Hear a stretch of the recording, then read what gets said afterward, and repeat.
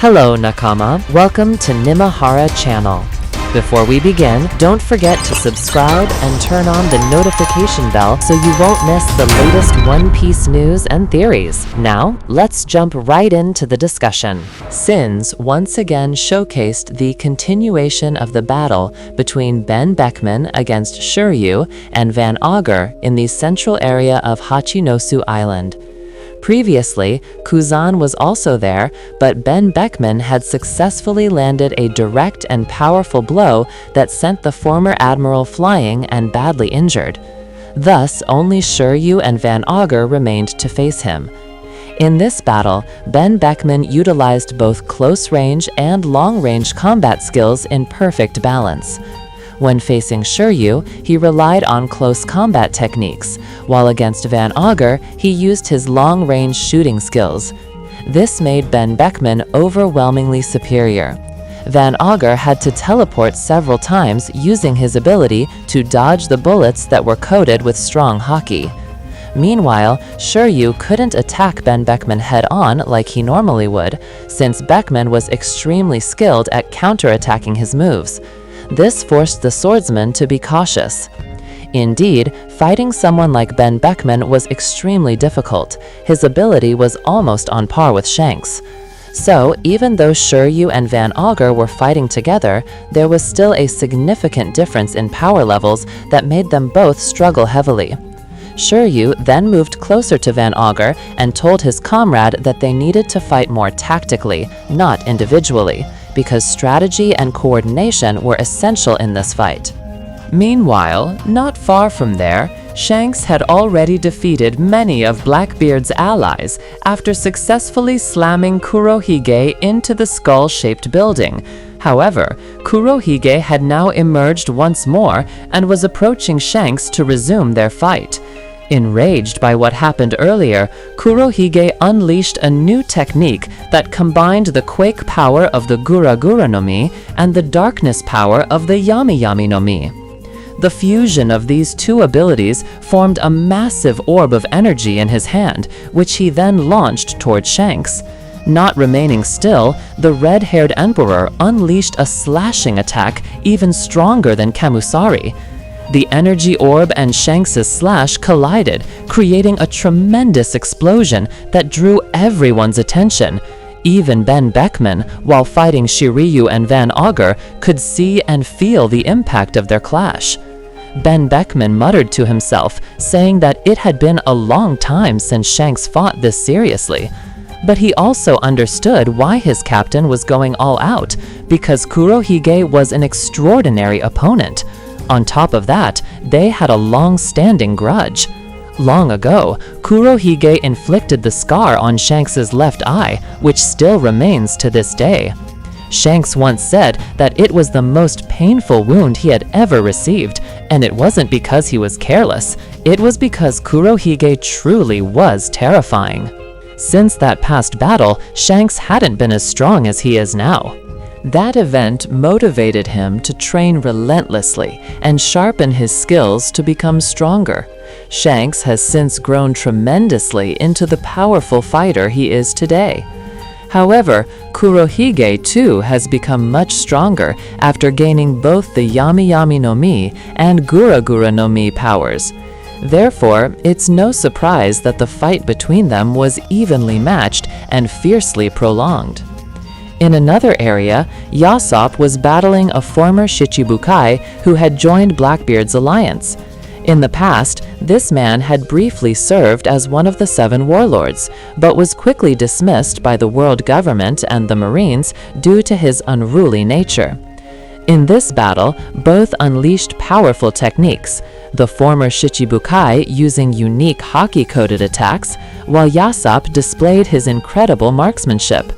The ex-warlord stated that he was thrilled to feel such intense combat again, revealing his love for fighting.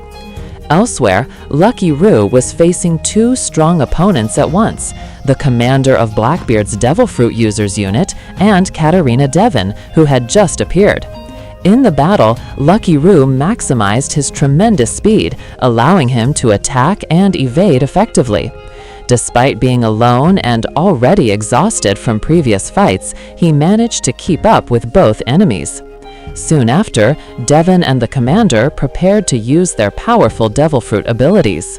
Devon was revealed to be the user of the mythical Zoan Inu Inu no Mi, model Kyubi no Kitsune, while the commander's devil fruit power remained unknown, though it was clear that he had already reached the awakening stage. Meanwhile, elsewhere on the island, Garp, Bogard, and Kobe, who had initially been together, had now split up to fight Blackbeard's alliance forces.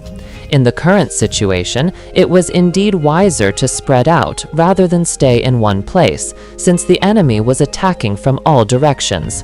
Garp looked around and muttered to himself that the chaos reminded him of the God Valley incident. The scale of the battle on Hachinosu Island was truly immense, perhaps comparable to God Valley back then. Just like that battle, this was a three-way war. In the past, the Rocks pirates were like Blackbeard's pirates now. The Roger pirates were like Shanks's crew, and the Marines remained the third party. The difference this time was that the world government wasn't involved.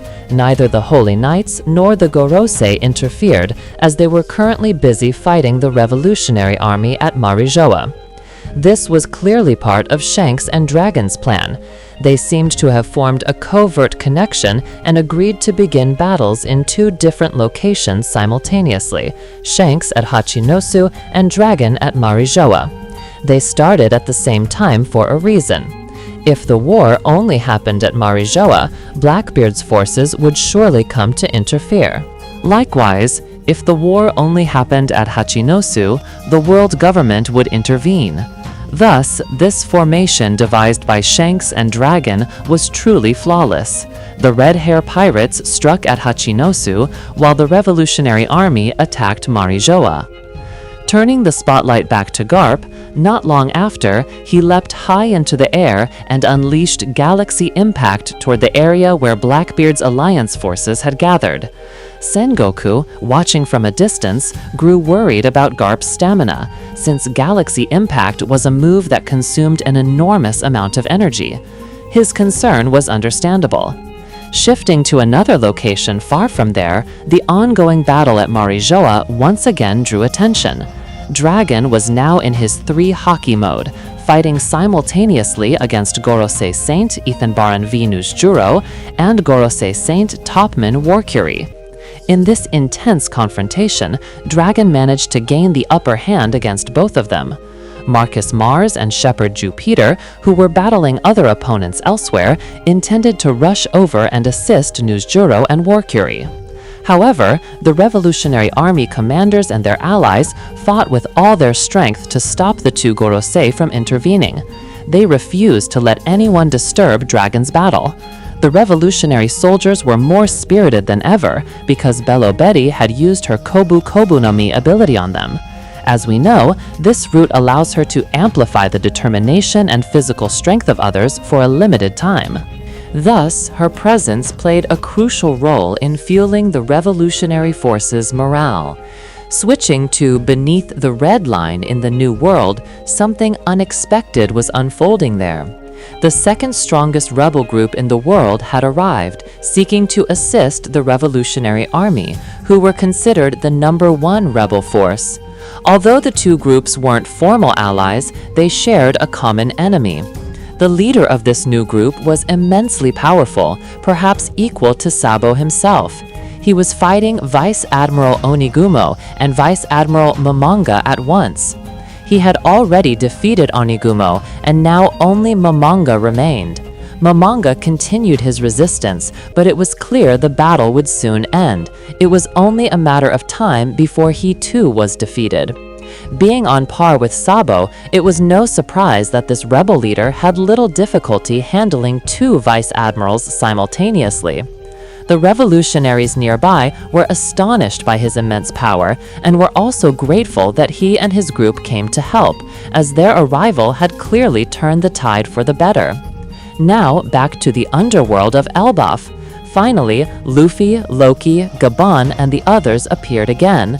Suddenly, Hordes of nightmare monsters and demonic giants were falling from the upper regions, apparently from the Sun World, which was currently in chaos, and from the strange branching path connecting the underworld and the Sun World, where Zoro, Sanji, and Hadruden's crew were located. Because of the sheer number of these creatures, many of them fell to the underworld below. Normally, ordinary giants would die from such a fall, but since these demonic giants had been granted immortality and regeneration by Imu, they survived even after crashing down. Luffy, Loki, and Gaban were shocked at the endless descent of these creatures. Despite having defeated many already, the monsters kept coming. To eliminate them faster, Luffy decided to transform into Gear 5. However, Gaban reminded him, "Only destroy the nightmare monsters, just knock out the demonic giants. They're actually Elbaf giants under enemy control." Luffy understood. He would only annihilate the nightmare monsters while merely incapacitating the giants. He leapt into the air and used a technique that made one of his arms enormous. With that massive arm imbued with Haoshoku Haki, he unleashed a powerful blow that wiped out the nightmare monsters all at once. Then, to subdue the demonic giants, Luffy used lightning attacks instead of physical strikes, intending to knock them unconscious. The lightning stunned them as if they were paralyzed, and soon the giants fell unconscious. Luffy intentionally refrained from channeling Haoshoku Haki into his lightning, ensuring they would only faint rather than die. Had he infused it with Haoshoku Haki, they would have been killed instantly. Afterward, Luffy reverted to his normal state. Gaban smiled, proud to see that Luffy was becoming wiser in how he used his power. On the other hand, Loki, amazed by what he had witnessed, wondered aloud about the nature of Luffy's power. Its form looked just like the true sun god Nika described in Elbaf legend, and the lightning resembled divine energy. With his usual innocence, Luffy replied, "That's just the awakening of my Gomu Gomu no Mi." Even now, Luffy still believed that the fruit he ate was the Gomu Gomu no Mi, not the Hito Hito no Mi, model Nika. That's why he still shouts Gomu Gomu in every attack. Luffy went on to explain that some people had told him his Gear 5 form resembled the Sun God, a legendary warrior from Elbaf mythology. Loki thought to himself that if Luffy could be this powerful without fully understanding his divine power yet, then once he truly awakened his identity as the real Sun God Nika, he would become unimaginably stronger. At that moment, Gaban cut into their conversation, saying he needed to explain something to Luffy. He had long known about the powers of the Sun God Nika from an old book in the Owl Library. Gaban asked Luffy which natural elements he could currently control. Luffy answered, "So far, 2, fire and lightning." Gaban nodded and told him that there was actually a third element he could master, wind. Loki's eyes widened with intense curiosity upon hearing this, while Luffy just made a goofy face, thinking Gaban was making it up. Luffy claimed he had only ever used fire and lightning, never wind. Gaban scolded him, saying it was because Luffy was still too dense. He pointed out that Luffy still yelled Gomu Gomu no, despite the true name of his fruit not being that at all. The situation reminded Gaban of Roger, as Luffy's stubbornness was exactly like his. After this, Gaban said he would explain the third elemental power to Luffy, so that one day, in addition to fire and lightning, Luffy could also use wind-based attacks. Switching scenes again, far across the ocean, another event was unfolding. As previously discussed in an earlier report, a holy knight aboard a world government ship happened to cross paths with the Kuja pirate ship. This holy knight was on a mission to hunt down Vivi, who was currently hiding on an inhabited island with Morgans and Wapol. However, this unexpected encounter with the Kuja pirates changed everything. Boa Hancock and her crew were furious with the world government, especially after the abolition of the Shichibukai system, which had caused major chaos on Amazon Lily. Enraged, they decided to attack the government ship. The Holy Knight was stunned to find himself face to face with the Kuja pirates. Moments later, Hancock used her Mero Mero no Mi powers to turn all the government agents on the ship into stone, all except for the Holy Knight, who either possessed powerful haki or knew how to avoid the effect. Without hesitation, Hancock leapt onto the ship and directly engaged the Holy Knight in battle. Meanwhile, one of Morgan's subordinates was observing the fight from a distance. He immediately contacted Morgan's to report that the Holy Knight pursuing them was now fighting Boa Hancock. This news brought Morgan's a sense of relief. He hoped Hancock would triumph in the battle. So, that's all for today. Some interesting details from the latest One Piece chapter and more. What do you think about it? Don't forget to like, subscribe, and turn on the notification bell so you won't miss our next exciting videos. And Yosh!